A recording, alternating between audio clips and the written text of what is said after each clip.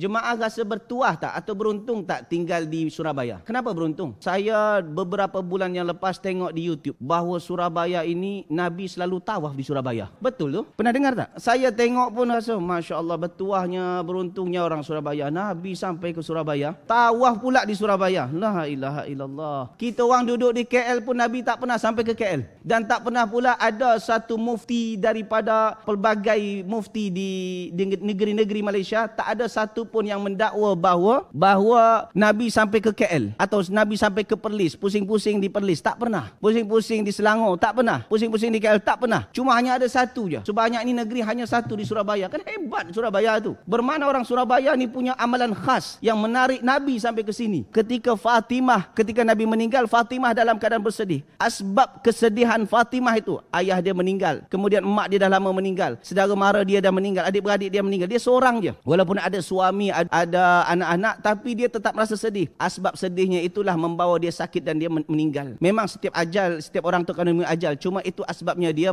meninggal. Tak pernah pula ada dalam riwayat bahawa Nabi menghibur Fatimah, tak payah risau, aku ada di sebelah engkau. Tak, itu anak kesayangannya. Namun ternyata Nabi sampai ke Surabaya, bermakna orang Surabaya ni punya amalan khas yang lebih daripada Fatimah.